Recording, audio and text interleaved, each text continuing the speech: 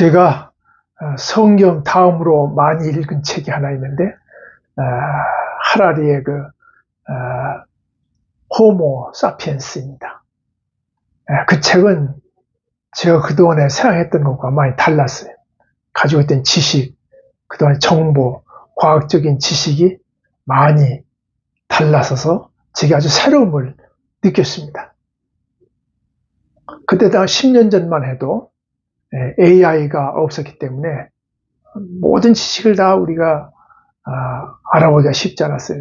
AI는 지금은 뭐 AI한테 물어보면 모든 걸 다 알 수 있는 시대지만 그때만 해도 그런 것이 어려웠죠. 근데 그것이 상당히 신선했습니다.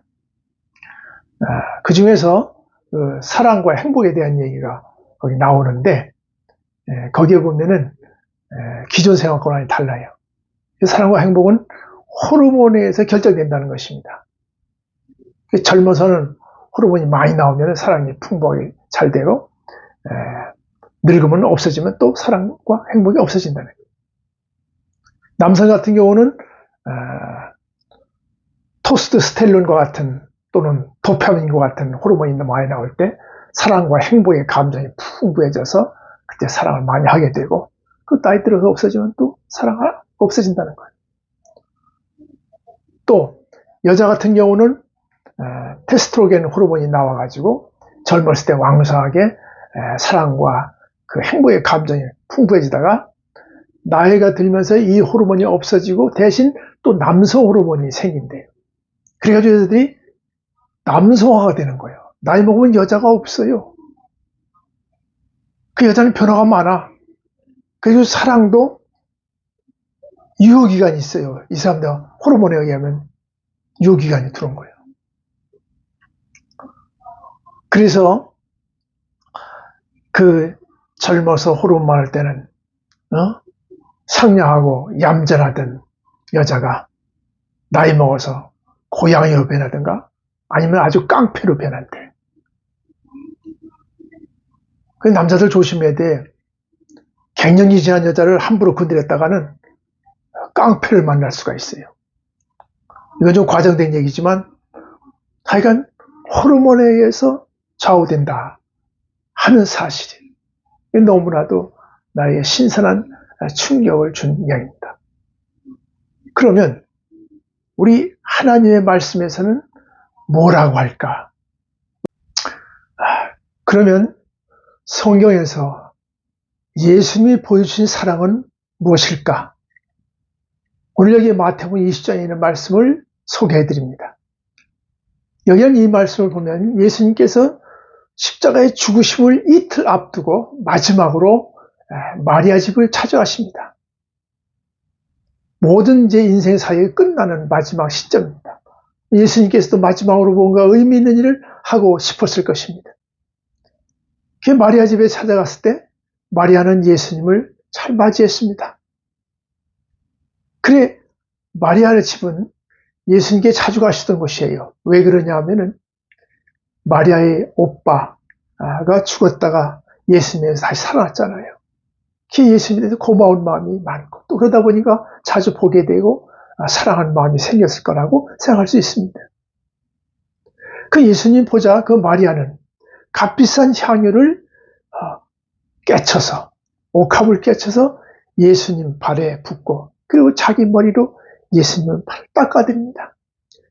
최고 아름다운 사랑을 예수님 앞에 다 표현해 줬습니다. 자, 그 좋은 사랑을 보던 가룟 유다는 정반대의 생각을 했어요. 아니 왜 그 아까운 기름을 이렇게 한 번에 허비하느냐.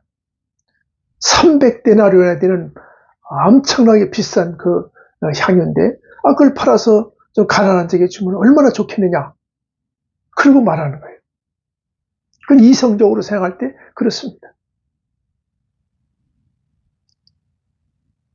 그 불평하는 것을 보시고 예수님께서 말씀하십니다. 마리아를 잘했다. 응? 예수님께서 그인에게 칭찬을 어떻게 하십니까? 이 여인은 나의 장례식을 준비했다 그랬어요. 그 말은 무슨 말이야? 내가 내일 모레 죽는데 마지막으로 볼 수 있는 일을 준비했다는 거예요. 가난한 사람들이야. 너희와 너희 옆에 언제든지 있으니까 내가 돕고 싶으면 언제 도울 수 있지 않느냐. 그럼 나는 이제 내일 모레면 가는데, 죽는데 이제 영원히 볼 수 없다. 사랑을 나눌 수 없다. 그 여인은 참 잘한 거다. 그리고 여인이 복음이 전한 곳마다 아름다운 사랑이 전해질 것이다. 그렇게 예수님께서 말씀했어요. 자, 이것을 바클레이 성경 말씀을 바클레이 주석가는 세 가지의 중요한 요소가 들어있다고 주석했습니다. 첫째는 사랑은 호화스럽고 사치스럽다. 그렇게 얘기를 했어요.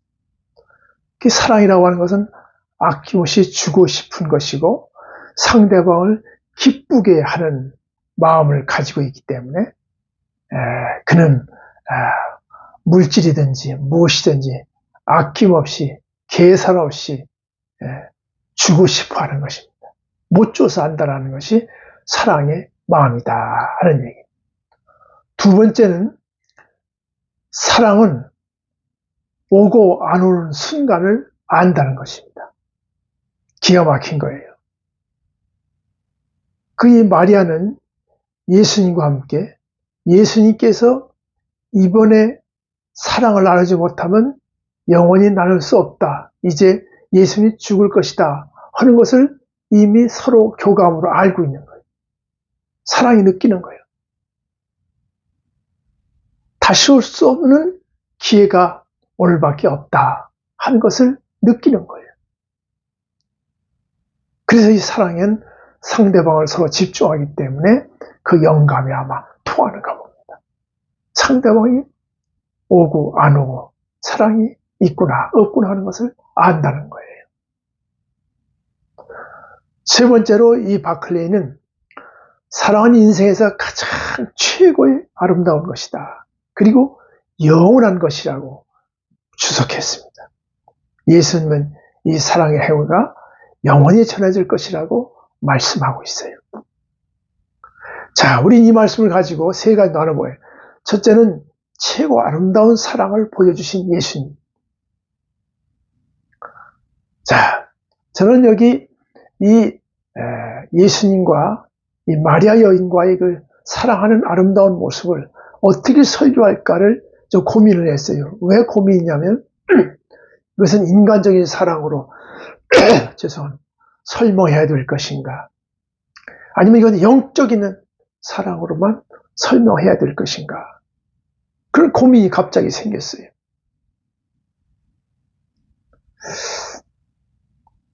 이걸 단순히 젊었을 때 호르몬이 왕성할 때 사랑의 한 표현으로만 얘기하고 말 것인가?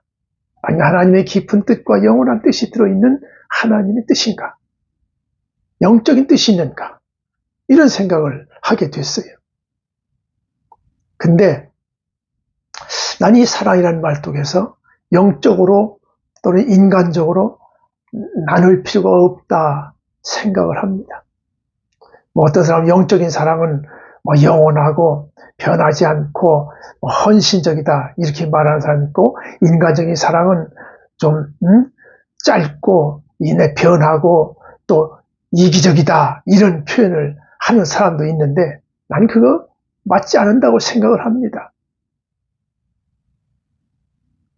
나는 그래서 이 영적인 사랑이나 하나님의 사랑이나 인간의 사랑, 이 사랑이라고 하는 것은 같다고 보는 거예요. 하나님께서 인간을 가장 사랑했습니다. 가장 귀한 것으로 우리를 사랑한 거예요. 사랑이 최고 아름다운 것이고 인간 속에서 볼 때는 이보다 더 귀한 것이 없습니다. 얼마나 귀한 것입니까? 그래서 사도 바울은 인간이 내 몸을 불살라 태워서 줄지라도 사랑이 그 속에 들어있지 않으면 아무것도 아니다 그랬어요. 사랑이 최고예요. 믿음, 소망, 사랑 중에 그 중에 제일은 사랑이라. 사랑하는 행위입니다.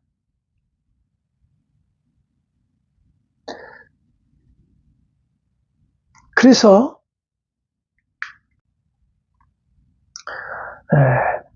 하나님의 귀한 것도 사랑이고 인간도 최고 아름답고 귀한 것이 사랑입니다. 이보다 더 귀한 것은 없어요. 그래서 천국 가는 요소도 사랑의 행위가 많은 부분을 차지합니다.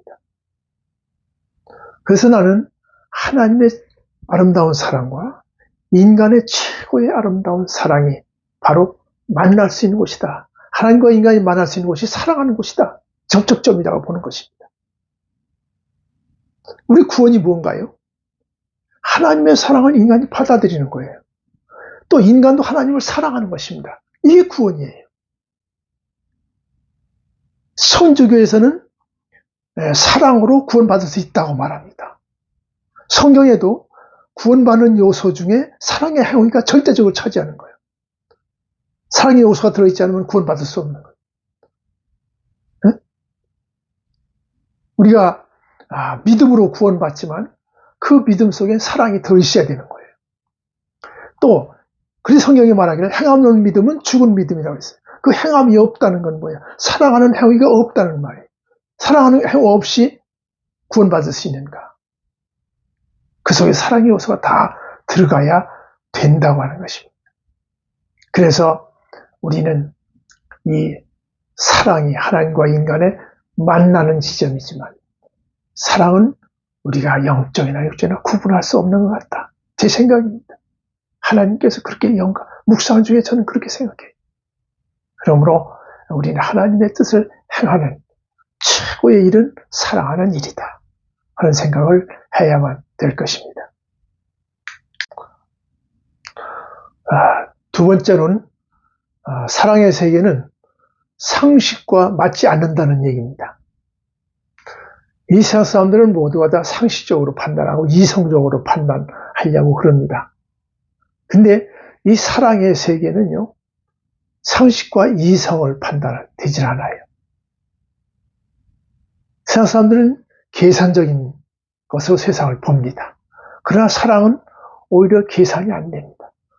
오히려 상대방을 위해서 더 헌신하고 더 기쁘게 못해줘서 하니지 계산으로 하지 않습니다. 이게 특징이에요. 자, 마리아를 보세요. 예수님께 그는 향유를 갖다 부어 드리는데 그 돈이 자그마치 300데나리온입니다. 노동자가 1년 동안 벌 수 있는 돈이에요. 큰 돈입니다. 그거를 한 번에 예수님께 쏟아 부어서 자기 사랑을 마음껏 표현합니다. 자, 그것을 바라본 가룟 유다는 뭐예요? 아니, 그 300데나리온 엄청난 돈을 그렇게 한 번에 그냥 쏟아부느냐, 아깝게 허비하고 마느냐. 그거 팔아서 가난한 사람에게 주면 얼마나 좋겠냐. 그래서 딱 얘기하는 거예요. 그거는 상식과 이성적으로만 판단한 사건입니다. 그럼 마리아는 예수님을 사랑하시기 때문에 예수님을 기쁘게 해드리고 싶고 더 헌신해드리고 싶고 자기 사랑을 마음껏 표현하고 싶은 거예요. 거기엔 계산이 없어요. 계산으로 하면 안 됩니다.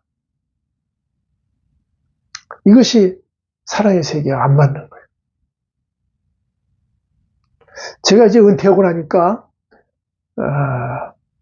이렇게 좀 돈이 들어오는 게 없어요.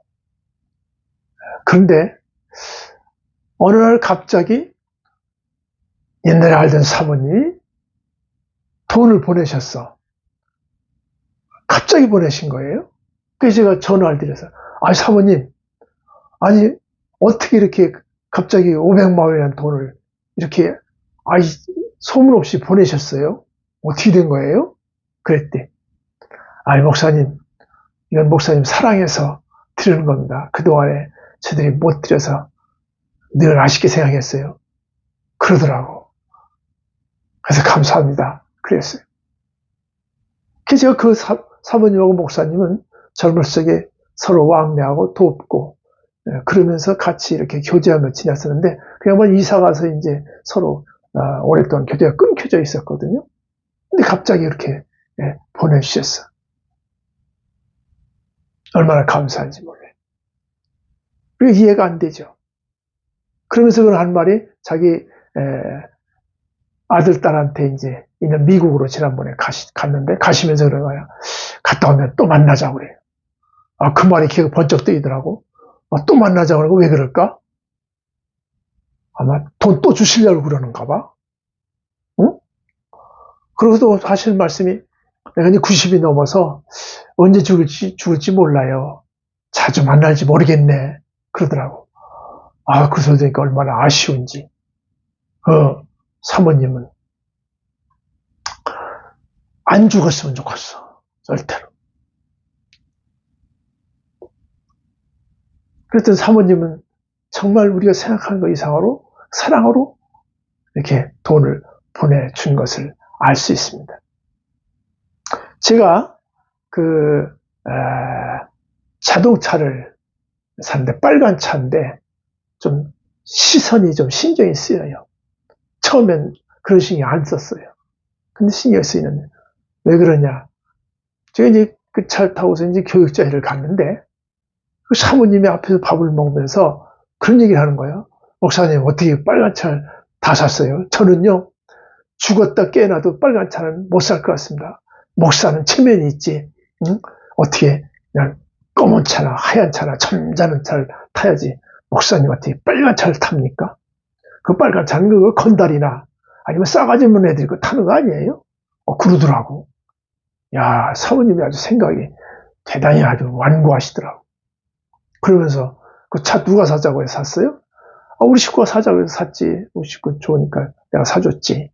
그랬더니 그러면 집은 누가 샀어요? 집도 사모님이 샀어요? 물론 집도 우리 식구가 사자고 해서 샀어요. 그랬더니 그 사모는 하는 말이 말이야. 그 집은 사모님이 다 하시는구만. 남자는 별거 아니네. 그러는 거예요. 아니 거기서 왜 남자 얘기가 나와? 아주 기분이 나쁘더라고. 응? 무슨 빨간 차 산 게 무슨 죄인 취급을 하는 거야. 그 은근히 화가 나더라고. 그래서 내가 말했지. 사모님, 저는 집에는 모든 일은 다 우리 식구한테 맡기고요. 나는 큰 일을 하는 사람입니다. 큰 게 무언데요? 그러더라고. 그래서 저는 큰 거 하는데 어떻게 하면 세계 평화가 올 것인가를 생각하고 어떻게 하면 남북 통일될까 이런 거 생각하는 사람이에요. 왜 그래요? 그랬지. 그랬더니 웃고 말더라고. 세 번째로 이 말씀에 주시는 의미는 기회가 있을 때 하라는 것입니다. 예수님이 이제 십자가 죽음을 앞에 놓고 이틀 남았습니다. 그 마지막에 가장 아마 좋은 사랑을 보여주셨어요. 마리아도 예수님이 돌아가시면 할 수 없습니다. 그 기회 있을 때를 느끼고 그 마리아는 예수님께 사랑을 충분히 나타냈습니다. 모든 기회가 있을 때 하라는 것입니다. 제가 우리 교회 전대진 원로 목사님이 계셨습니다. 같이 이제 계셨는데 그 사모님이 일찍 돌아가셨어요. 그래서 목사님 혼자 계신데 저희가 그 목사님 혼자 계신 것을 생각하고서 목사님께 좀 외로워하셔서 지금 장가를 보내야 되겠다 하고 제가 생각을 나름대로 했어요. 그래가지고 이제 마침 우리 친구 목사가 여자 권사님이 결혼하고 싶다고 하는 얘기가 있어서 내가 그 친구가 연결해 주겠다 해서 우리 목사님에게 연결시켰어요. 그래서 제일 먼저 이제 그 아들에게 내가 전화했어요. 교육국 총무로 있었던 그 아들이에요. 그래서 아버님 이런 좋은 사람이 있는데 좀 오늘 권사님 계시니까 좀 결혼을 시켜주시죠. 제가 중매를 잘 쓰겠습니다. 그랬더니 이 남자가 자식인데 말 좋아할 줄 알았거든요. 그런데 화를 펄럭 내면서 그 뭐 하는 짓이냐고 나를 막 욕하는 거예요. 쓸데없이 그런 나서지 말라고. 왜 그런 걸 나서가지고 집안을 풍지박산 만드냐고. 절대 나서지 말라고. 막 그러는 거예요. 그래가지고 내가 그냥 나는 응격결에 소개를 한다고 했는데 그냥 화를 내니까 내가 그냥 그거 하고 나서 얼마나 내가 아주 욕을 먹었는지 몰라요. 그래 이제 그러고서 얘기하고서 기다리고 있는데 그 원로 목사님은 막 그걸 하고 싶어서 애쓰는 거야. 왜? 그 자식한테 가서 얘기했어요. 야 아들아 그래도 이 기회가 저기 오겠다는 사람 없는데, 그런 사람 오겠다 했는데, 이 기회가 이거밖에 없는데, 이제 나이 들고 그런데 한번 좀 장가가게 해주라. 그러니까 아들이 죽으라고 반대하는 거야. 딸도 반대하고. 그러니까 그 원로 목사님 어떻게 알아요? 그 아들한테 울면서 사정을 했어. 울면서 나 좀 장가 데려와달라고. 나 불편해 죽겠다. 참, 그래가지고선 나중에 할 수 없이 이 결혼을 시켜드린 적이 있습니다. 이상하더라고. 이 노인 목사님은 기회가, 허작에 있는 사람 기회 있을 때만 그거 하려고, 그렇게 생각을 했던 것인데, 아들들은 그 기회를 별로 탐탁지 않게 여기고 있더라고. 제가 들은 얘기가 있는데, 그 부모가 혼자 살고 돈이 없는 부모가 겨우 재혼한다 그러면 자식들이 말이야 얼마나 좋아하는지 모르는데, 아유 할렐루야 감사합니다, 얼른 결혼하세요, 주님의 뜻입니다, 잘 됐습니다 하고 좋아한대. 왜 그럴까요? 늙은 부모 저들이 모시기 싫으니까 떠맡기고 싶은 거야. 어? 그런데 부모가 돈이 많은 부모가 다시 재혼한다고 그러면요, 재산이 많은 식구는 자식들이요 죽어라고 반대한대. 어? 무슨 놈의 늙은이가 결혼하냐고. 응? 누가 좋아한다고 늙은이를 결혼합니까? 그리고 여자들 오면 뭐 재산이나 노리고 사는데 골치 아프다고 그거 그만두라고 막 그런데. 그리고서 하는 말이 우리가 자식이 동의해야 결혼합니다. 그러면서 조건을 내걸고 죽어라고 반대한다는 거야. 왜 그럴까요? 자식들이 부모 유산에 눈독을 들이는 거야. 그것만 쳐다보는 거야. 부모 편리한 생각은 안 하고 자기들 생각만 하고 있는 거지. 그런 얘기가 있어요. 참 세상은 이상하죠. 제가 얼마 전에 80세의 벽이라는 책을 읽었습니다. 좀 재밌어서 2시간 만에 다 읽었는데, 그 쓴 사람은 일본의 의사예요. 요양병원에서 근무하고 노인병원에서만 아주 계속 일해서 노인에 대한 전문가야. 그 사람이 그 책을 썼어요. 그 요지는 뭐냐? 80세쯤 돼가면은 그때 가서 큰 병이 있다고 해서 수술하는 거를 아주 신중히 고려해야 된다. 웬만하면 수술하지 말라는 거예요. 왜? 수술하고 나서 회복되려면 너무 괴롭고 힘들고 그 회복되는 시간에 아무것도 못하고 세월만 간다는 거예요. 그러니 차라리 웬만한 병, 암병이라도 그렇대. 암병도 차라리 가지고 살면서 병과 함께 질 좋은 삶을 사는 게 낫지, 그 수술 한번 하고 나면 몸이 아주 더 나빠져서 질적인 삶을 살 수가 없다는 거예요, 제대로. 그러니까 있는 동안에 있는 병과 함께 잘 달래서 사는 게 더 좋다는 지론을 쓴 겁니다. 그는 3가지를 얘기했는데, 몸이 아프면 무조건 약을 먹으라는 거야. 그건 무슨 말이냐? 사람들이 약 먹으면 몸이 좀 안 좋아질까봐 자꾸 약을 안 먹고 그냥 견뎌내려고 그러는데, 나이 먹은 사람에게는 그때그때 약을 다 먹으라는 거예요. 그래서 편하게 빨리 회복될 수 있도록 하라는 겁니다. 2번째는 먹고 싶은 거 있으면 그때그때 잘 먹으라는 거예요. 나중에 먹었다고 하다간 먹지 못할 기회가 온다는 거예요. 그러니까 미루지 말고 먹으라는 거예요. 3번째는 뭐냐?